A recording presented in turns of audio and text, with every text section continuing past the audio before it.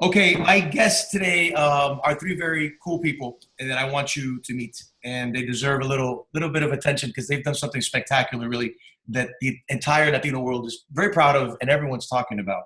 Um, One of them has a GLAAD award. One is a former program director of the Miami Gay and Lesbian Film Festival, among a bunch of other things that these three awesome Latinos have done. And one served as vice president of original programming for HBO in the past, and now is involved in a bunch of cool Netflix stuff. Cuéntanos, who are you? Hola, my name is Christina. Hola, my name is Kareem. Hola, my name is Alex, and we're the filmmaking team of Mucho Mucho Amor.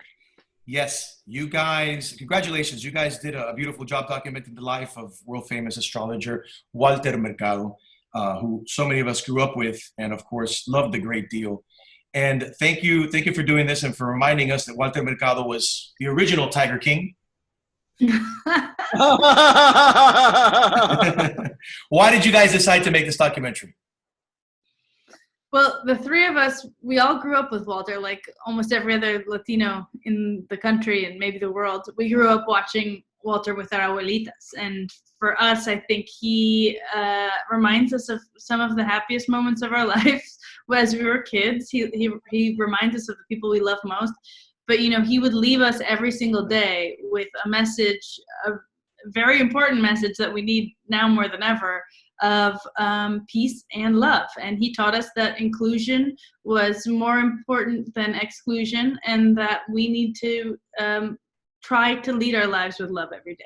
And so we wanted to celebrate him. He's also just fabulous and over the top and hilarious. And we thought that, you know, the country and Latinos in particular needed him right now. What did your family and friends say when you guys told them about this project, when they found out that you guys were documenting the life of Walter Mercado? My mom didn't really get it at first. Like all my parents were sort of like, huh, are you, yeah? like, because what we realized making it is that like our generation loved Walter, our abuelos loved Walter, but like our parents were at work, you know what I mean? So like they weren't really like standing Walter all day necessarily, right? So like my mom, I remember my mom just being like, and like, who's gonna buy that? Like, who is that for? You know, like, and now it's like completely turned around where she's like, I just didn't know how interesting he was, you know? So yeah, I think that the reaction has been, I think your abuela finally understood what you were doing for a living, right, Christina? Yeah, I mean, she was like, oh, she does all these, I was an investigative journalist, and she's like, oh, she's going to these dangerous places, telling these boring, sad stories, and finally, she's doing something of worth. So for me, it's like the opposite. It's like my grandma was like, finally, something I get. My mom's mom, my abuela Nenita, already passed away. But I remember every time Abuela would see me, she would sing a song that Walter sang on your documentary. Me importas tú y tú y tú. So my grandmother, before she passed away, you know, she had Alzheimer's and dementia, but she would always remember Enriquito, y cuando me veía, she would light up and she would sing that song. So you guys got me in the documentary. It was such a roller coaster of emotions. I was happy, I was proud, for so many different reasons that you guys highlighted. And it's just a genius and organic way, letting him tell his story and connecting the dots. You guys really did something spectacular with this, but you really touched on a lot of different things. For a bunch of us, for me personally. Kareem, how difficult was it putting this together, given the fact that at the time of the recording, if I'm not mistaken, Walter couldn't even use his name? So actually, yeah, I mean, it was a complicated story to tell. Walter's legal issues, thankfully, had already been resolved. I actually don't think we could have made the film if it were in the height of the legal problems. But Walter had already regained the use of his name when we started in the project. But what he had been is away from the public eye for probably about a decade. He would do things. I mean, everybody can remember his annual Año Nuevo predictions at the end of the year that would appear in the papers, and he'd do the occasional interview, but he no longer was on TV every day like we remembered him. So the process of telling the story, there's a lot to tell, including the losing of his name. It wasn't hard to convince Walter to do because Walter loved being on camera and loved talking about himself. He loved talking about himself, and he loved himself. He always loved you more, though. That was the real interesting thing, I think, about Walter. Like, that was the magic, is that he had a very strong sense of self, but you were ultimately always much more important than he was, and he made sure that you felt that way. And anybody that's ever spent any considerable amount of time with him will tell you the same thing, which I think is remarkable. You guys did a great job of, when you guys went into the project, you know the outline, right? But you don't really know what you can learn because it's a documentary. So you guys know what you guys, I would imagine, you put it together. We need to document his life. He's already lived it. You're going to find out more things. But what surprised you guys in the process that you didn't know about Walter that you said, oh, shit, I didn't know that? Mm-hmm. Yeah. Did you have a lot of those moments? Yeah. Tons. I think production, filming, making a documentary is like a fishing trip. Like, I love being in the field because you never know what's going to happen or what you're going to get. And that's kind of the most beautiful part of a documentary, is you're like writing the movie as you're filming, which is very crazy for people who work in narrative film. But I think we were, we were intent on making the movie once he said yes, but we didn't know what Walter was like. People say to never meet your heroes because it never works out well. But I think for us, Walter was the rare exception. Like, he is even more lovely than we had expected him to be. And that was the biggest surprise. Somebody who loves themselves that much, you think there might be something else there that's annoying, or, you think that there might be some bad stuff there. But in Walter's case, it's just love. And but behind the facade of love is just more love, which is like, he's a very rare creature. I also do think I underestimated him. I think like all the capes and the jewels and the sequins made me think that he would be, a performer, yes, but I didn't understand how smart he was. And I think, he's incredibly well read. He's read every book. He knows everything about every world religion. He knows world history. He can recite monologues from his youth. Like, he is a brilliant man. And he used all of this stuff, all of the sequins and the pearls and the gems, in order to capture our attention so that he could really share with us something that was way more important in his view, which was love and knowledge. And so, I was surprised every day. He would also make us laugh, I think, which, I don't know. These guys have a bunch of funny stories about how much he made us laugh. Yeah, he was a very funny. He was in on his joke. You know what I mean? Like, he definitely loved the jewels and the makeup and the sequins. Don't get me wrong, but it's not like he was like, I don't understand why people think the way I dress is weird. You know what I mean? He was like, yeah, I know I dress different than everybody else. And if everyone dressed like me, I would probably dress even more different, But yeah, he just had like a great sense of humor. Like, he would, and I think if he knew how to balance it well, right? He did, yeah, he did. And when it was just like him hanging out, he also had a way of like Christina broke like one of his vases because his house is like a museum full of like tchotchkes. It's like your abuela's house and like an ashram like mixed together, So like, naturally, you shoot there so many days, eventually you're gonna back up into something. So she broke this vase and she replaced it, and he never was like mad about it. But like, every time he would see us again, like, he would be like, oh, you know what I was thinking about? That vase that I loved so much, and he would just sort of look at you, and you were like, you knew he was breaking your balls, and you knew that he was trying to like buck with you, And so like, he was like that all the time, He's just like, he was always having a good time. He told us jokes. Kareem, you want to tell him like the English lesson story? Oh yeah. In making the film, Walter gravitated towards English a lot with us. And we finally asked him, like, how did you learn English? He's like, oh, I've always known English. But in the late 80s, I went to LA to take English classes. And the professor told me I had to learn how to pronounce and enunciate. And he said, Walter, you have to focus. I was like, focus? It's like, no, focus.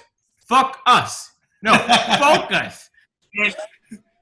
I mean, we laughed our asses off, but that was like so Walter that he would take something that made fun of him and he'd be in on the joke and laugh along with it because us laughing was more important to him. Also, he had a million freaking stories. I mean, you laughed your ass off with Walter every day. How long were you guys actually with him, and how long did this whole process take to actually document this? So we were filming with him for about 2 years. From our first conversation, which is an interesting story that maybe Alex can tell you. That was our first conversation was about 3 years ago. 3 of us met on the phone, basically. How was that, Alex? Which of the when we met or when we met? No. Walter? When you guys met Walter? Oh, no. Oh yeah. Chris tells that. Tell that story, Chris. We've been like together so much that we're like, you tell the story. You just tell it better. I'm not gonna tell it good. So when we went to Puerto Rico, Kareem and I were strangers. We had never met before. Alex put us in touch. Alex, it's an arranged marriage. Yeah, I'm the yen. And a very strange little baby we made, but we were going to meet Walter, and we were all super excited. We were all really nervous. You know, we, like Lynn said in the film, it feels like we're going into the television, and he's a childhood icon. And so Alex even like filmed a little thing of us on his phone, and where we're like, oh my God, he's like, what are we about to do? And we're like, we're gonna go into Walter Mercado's house. And I think we were nervous and excited, and then he wasn't ready. So we had to sit in the living room in his house for about an hour as he got ready to come see us. So he kept us waiting. And we were in a living room that was sunken down. It was like 3 feet below the hallway. And I just remember it was like a vision. It's like the closest thing to a religious experience I've ever had. He comes in and he's in white linen and like flowing, beautiful, elegant white linen. And he just has these silver glasses that are like very 1970s. With like yellow tints, right? Like the weren't like the actual. Kind of like Elton John? Like kind of Elton Johnish? Yeah. Elton John. Yeah. Or like Bad Bunny. A mix between Bad Bunny and Elton John. Got it. Yeah, exactly. That is also kind of like what Walter Mercado is. And he comes in and he greets us each, and he looks us deep into in our eyes, and he holds our hands, and he makes us just feel so good. And he had done his research, so he told us each about who we were and what we had done. And he says, Karim, un monstruo de la cinematografía. And I just remember he just made us feel so wonderful. And it was exactly how you would think meeting an icon is. Like, he just was channeling this other energy that we had never seen before. So it was epic. It was very epic. I want to talk to you guys about Carol Baskin. I mean, Bill Bakula. Bill Bakula is like the Carol Baskin of this whole story, yes?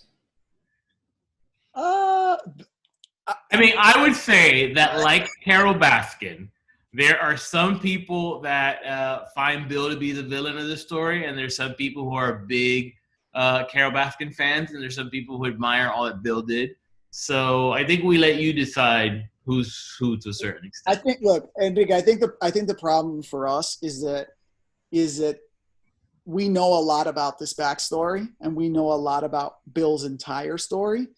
And the truth is, and you see it in the film, it's just that when it comes in the film, and well, really, it's just that what Bill did was so hurtful to Walter that I think people are apt to defend Walter right away, which makes perfect sense. The fact is, though, we know who Walter Mercado is, like outside of Puerto Rico, like 545 Primer Impacto every day, because of Bill Bakula.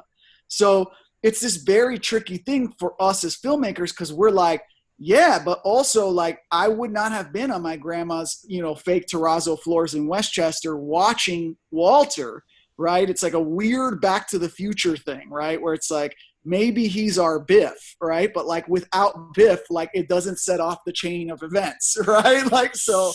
So you don't feel that Bill Bakula took advantage of Walter? You just think it was just a business, decision that went bad, or they just they butted heads, and it was less about Walter not having the correct representation or signing something that he didn't know what he was signing? Me personally, I think that the deal that Bill offered Walter was not a good deal. And I think that Walter also was represented. I think Walter's attorney at the time is as much to blame as Bill, right? Because Walter signed many contracts, not one, because he was advised that the contract was fine and those terms were not properly explained to him, right? So other people around Walter failed him, right, in that situation. Do I think the terms Bill asked for were unfair? Absolutely. And I think the courts agreed, right? Because the courts found that Bill was right. His contract was legal. However, in what is usually an unprecedented decision, they awarded him 0 damages, right? So they're basically saying like, yes, dude, in principle, you're right. But in practice, no, we're not giving you any money. There's some contradiction there in a little bit of the story, because Bill, in your documentary, says he just wanted $1 as a matter of principle. He didn't want money. But then it's also reflected that, no, he wanted millions of dollars. Yeah. And I think as filmmakers, as journalists, we wanted to handle this with we'll tell both sides of the story.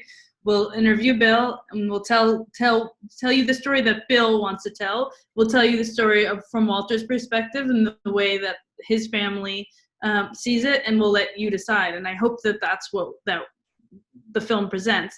Would I, if I were in Bill's position, have acted the way that he acted? Definitely not. But I think, journalistically, we want to tell you the facts of the case and how they actually happen. Oh boy, there's a lot of things that are left to open to interpretation with this documentary you guys have done so brilliantly again. But listen, if we can learn anything from this, and it happens so much, it happens to Latinos because of the language barrier. It happens to Latinos because we're underrepresented for so many years in the past. And I talk to so many people that have gone through the legal system, something as simple as a ticket, or it can even mean an arrest that then puts your legal status in jeopardy in the United States, because so many Latinos no están bien asesorados. They don't have the right representation, and they sign whatever, or somebody to quickly, a public defender, might tell a Latino who doesn't understand very well everything, the magnitude of what they're, to a probation that they're accepting, or some type of terms that they're accepting that may be less than jail terms, but it can represent them later on being deported, or later on not being able to get a job, or not being able to become citizens. So if anything, this really opened up my mind and said, wow, that you guys, again, and brilliantly, you guys did it in a brilliant way, leaving things open to interpretation, because it must be difficult too, getting all the parties to sit down and actually open up and say what they got to say. But if anything I learned from there, that's a great takeaway from this, is that Latinos, ask for that interpreter. Don't be afraid to say, yo no entiendo. Levanta la mano si no entiendo. No firmes. So many people just sign on the dotted line and say, sí, no hay problema. Y confían ciegamente. No, porque él es buena gente, bendito, pobrecito. And that happens so much to that generation of our parents and grandparents. They're just genuinely good people that would, back in the days, right, they just shake hands. And, you gotta remember, Walter, he describes himself, yo soy jíbaro puertorriqueño. Like, he was from a farm outside of Ponce, right? So, like, he and his sister, who was very involved in the business, right? Like, at that time, they're not sophisticated business people, right? Like, Walter was an autodidact. He was a pharmacist randomly. Like, he was a very educated person, but he was not a business person. And he was certainly not familiar with United States business conventions in the way that Bill Bakula was. And that was, you're right. And that is oftentimes the situation that many Latinos find themselves in. One of my favorite parts of the movie, and there's some things, of course, get lost in translation, or some things just can't translate. And I think this is one of them, but it's so funny that all Latinos, especially Caribeños, can identify with was, oye, pa que te rebale, échate vaselina. And so Walter's business partner, says this part about the Vaseline in English, and it is so funny. I use Vaseline, so everything's sleeper on my body. Whatever they say, I use Vaseline. I use Vaseline, so everything is sleeper over me. That's Willie Acosta, who he describes himself as Well, we asked him if he was Walter's right hand, and he says, and the left one too. he's our favorite. He's just a gem. Walter also wouldn't be Walter if it were not for Willie. You guys are my favorite, especially this year. We needed this documentary this year. 2020 has been on its head. It's been crazy, so much stress, so many problems, and everything's been going wrong, and you guys did this right. So felicidades, Cristina, Alex, Kareem, y de parte de Enrique Santos, le quiero desear mucho, mucho, mucho, mucho amor. Great job. Great job. Thank you so much. Cuídense. Yeah. What's the next one? What's the next one? What's the next thing you guys are working on? Ooh, I don't know. If you have any ideas, let us know. Keep them coming. There's so many cool Latinos that deserve this. There's so many, and count on me if you guys need, I don't know, pick somebody's brain or something. Again, there's so many Latinos that have a story to say that have made such an impact on, you know, our generation and our parents and our grandparents and even generations to come. And you guys are onto something really cool if you continue this. Thanks, dude. You know, I would only add is that it's super important. There's a million Latino stories. There's a million Latino heroes like Walter Mercado. And if we want to keep telling these stories and getting to tell these stories, it's important that our community supports us. So, like, this weekend, when you hear this, get on Netflix, watch it, tell everybody, mami, abuela, tia, vecina, everybody in and of around your universe to watch Mucho Mucho Amor on Netflix so that it's top 10 everywhere and we get to keep doing it. 100%. On Netflix right now. On Netflix now. Mucho Mucho Amor, The Legend of Walter Mercado. Mucho Mucho Amor, The Legend of Walter Mercado on Netflix now. Felicidades a los tres. Keep them coming. Gracias. Cuídense. Ciao. Ciao.